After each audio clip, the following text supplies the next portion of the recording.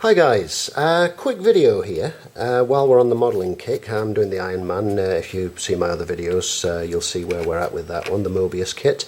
I was having a flick through the forums and a question popped up on there, and it's a question that you see quite frequently. Now, I'll just start by explaining, when most people buy an airbrush, they start off with a compressor and brush kit, much like this. There's very few that can afford to go out and buy an Iwata and then a separate compressor and all the rest of it, when you, for somewhere between £60 and £80, you can buy a compressor with a double action airbrush, much like this one. And the question I'm referring to, which I see all the time, is can I either spray or clean with cellulose thinners, known as lacquer thinners to our American friends, through my cheap Chinese airbrush? Now, the stock off the shelf answer is no, you can't, because typically these use rubber seals throughout, which are cheaper and easier to source than the Teflon type seals that you'll get in the higher end brushes, such as your Badgers and your Iwata and such like. However, in some cases the answer is yes, you can, because some of these cheap brushes actually use a Teflon type seal. But you'll note I say Teflon type seals. The reason for that is Teflon is actually a trade name material, so the seals that you will see in a cheap airbrush will most likely not actually be Teflon, but be a very similar material. The question is, how do you check your brush to see if you can spray cellulose through it safely? You'd have to strip your airbrush, and you'd start off much as you would as if you were going for a thorough clean of the brush. So you unscrew the rear portion here, slacken the lock nut and just draw your needle back a short space to stop you damaging the tip. You take the cap off, the fan cap and then the nozzle cap. You'd then take your supplied spanner and take off the needle, the nozzle rather. Some of these will actually seal without the O-ring on, and if it does, then obviously you're onto a winner, because you don't have to have a supply of O-rings, because these little ones will get destroyed, but they last quite well. Now, once that's done, slacken the lock nut, push the needle through the front and draw it completely out of the front and pop that somewhere safe out of the way, and then tighten this up. At this point you can go ahead and unscrew this entire assembly back here,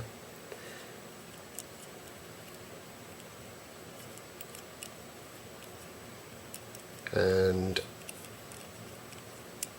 this will draw out of the back of the brush. This comes out as a complete assembly, and you can draw it straight out of the back of the brush like so. You pull out the trigger straight out to the top. Don't try yanking that out while the needle's still in, for obvious reasons. There's the little S-shaped clip I refer to. That can be a little bit of a fiddle to put back in, but it's easily doable once you're used to it. So we're now left with the main body of the airbrush, and inside here, right down at the bottom, is where your needle packing is. Now, there's usually some kind of stop part way down the barrel. You can see there a brass ring, and that screws in to a set point, and that's what this butts up against to stop it going any further. Some just have it machined in, so you'll not need to remove this. Some just screw in until it bottoms out. Some have a little securing screw at the bottom, like this one, which goes into the brass ring inside. Now, you will need a fine slot bladed screwdriver, because you'll need one that's thin enough to go into here and right down the body of the brush, and you'll need one that's fine enough to undo this screw if you have this particular screw underneath your brush. So we'll go ahead and remove that. So your sort of jewelers or watchmakers type screwdrivers are ideal for this little screw underneath, this little grub screw. So we're back with this particular section here. As you can see, it's now protruding enough that I can unscrew that by hand, and I will show you that. It's just a thick brass ring. That's where the grub screw secures it at the bottom. It's slotted at the top there, much like a jet in a carburettor, if you're familiar with stripping carburetors, for example. I'll try and light that so you can see. You can probably just about make out down there you've got a small brass, effectively a small brass jet, again like you would find in a carburetor if you're familiar with stripping carburetors. And this is what holds the needle packing in place. That's the official term for the seal that prevents the paint creeping back past the needle and into the trigger area. A jeweler's screwdriver with the tip about so big. Oh, and get that there. Is ideal. You can actually use the slot, the trigger slot, to eyeball as you feed it through. Make sure you get it in the slot. It shouldn't be too tight. Make sure it's very well and firmly in the slot, because these being brass, they're very easy to strip the slots out. Wind that until you feel it loose, and then tip that into your hand. Your needle packing is inside here, and you may need to encourage that out, and to do that, the easiest way I find is to feed your needle back in, blunt end first, as you would as if you were reassembling it, and then you kind of feel it hit the edge of the packing. So if you have a little bit of a twiddle, try not to bend your needle or anything of course, and just give that a bit of an encouraging shove, and then once that's free, you can actually see that inside there now, it will pop out. And if it's the Teflon type seal, it will look like this. It's basically a hard sort of nylon white plastic ring, and it's compressible. And what happens when you wind in this little brass jet, for want of a better word, is you can squish it very slightly and make it grip around the needle a bit tighter. That's how you would check your cheap brush to see if it has a Teflon type seal, and that's also how you would go about removing one for replacement. You can get replacement needle packing as you can get replacement needles and nozzles and all the rest of it. It just means a bit more of an involved search on eBay or similar for the cheap Chinese ones, whereas Iwata ones are much more readily available. So what we're going to look at next is how you would reassemble it once you've established whether you have a rubber O-ring or whether you have the Teflon type packing. Right now we're going to be refitting the packing. Now first of all, if you're refitting the original packing, it helps if you can establish which side was originally front facing and which side was originally rear facing. The easiest way I've found to refit is insert your needle from the front again. Always insert your needle from the front to make sure that you're not damaging the point of the needle.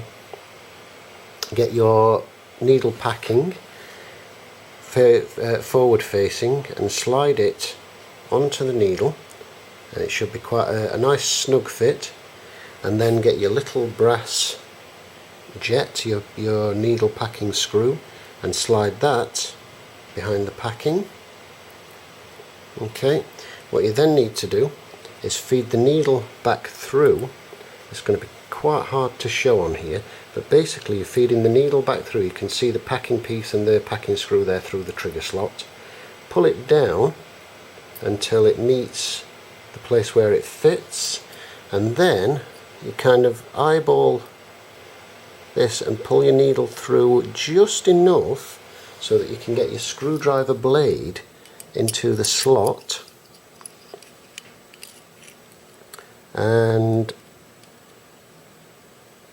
use this to push the packing piece back into position. So you're basically holding everything in place with the needle, and you're using that to guide the packing and the packing screw into the correct location, because otherwise it is nigh on impossible to fit this.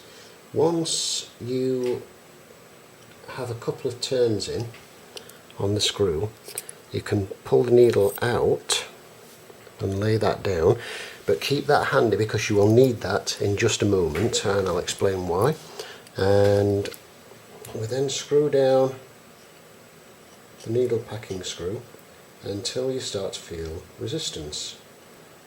pretty much like that. I can't, unless I force that, I can't actually turn it anymore.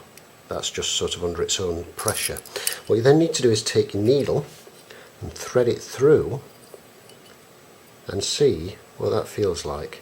Now what you're looking for is a sliding resistance, kind of again for you mechanics, when you're doing valve clearance checks with a feeler gauge, that's the kind of resistance you're looking for. A sliding fit. You can feel it touching, but it needs to be tight enough to seal, but not so tight that it would have difficulty moving when it's gripped in the needle chuck, and or difficulty returning, which would be the worst one, because that would just cause paint to dribble everywhere.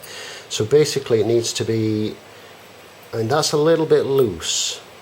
That would be an acceptable valve clearance check, but it's a little bit loose. So what I'm going to do is knit that up ever so slightly. And when you do this, when you tighten these up, you have to do it in very tiny increments. The slightest turn, like that for example, which is probably what, 1/16 or something like that, and then reinsert your needle again and try again.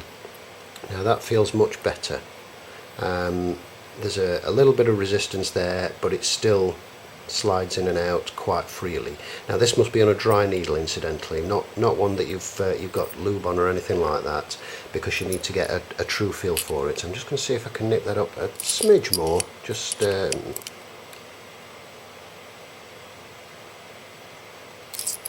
probably about another 1/16 of a turn. Needle back in. Yeah, I'm happy with that.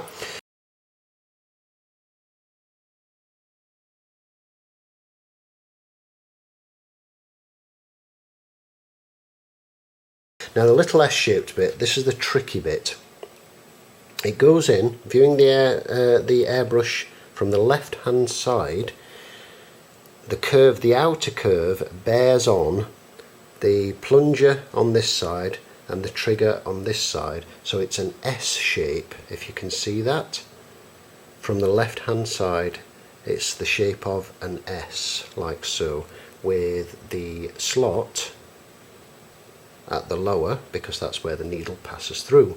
Now this is a little bit of a fiddle, but essentially if you with one hand hold the plunger back, slip that in sideways and then twiddle it around and then let the plunger go forward, what you have is a fitted piece. Now on some airbrushes, the Iwata for example has it fitted actually onto the plunger, so it's part of the assembly, and you just have to kind of wiggle it in and fasten it in, and you don't need to wriggle that in when you're rebuilding it, but which makes life a little bit easier, but it's not too complicated, as you just saw there.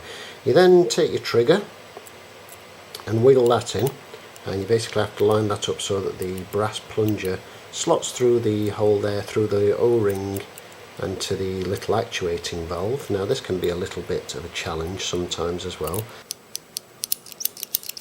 From this point on, the rest of the reassembly is precisely as per the cleaning video, because these bits you don't typically remove for cleaning. So the rest of the reassembly from this point on is as per the cleaning video.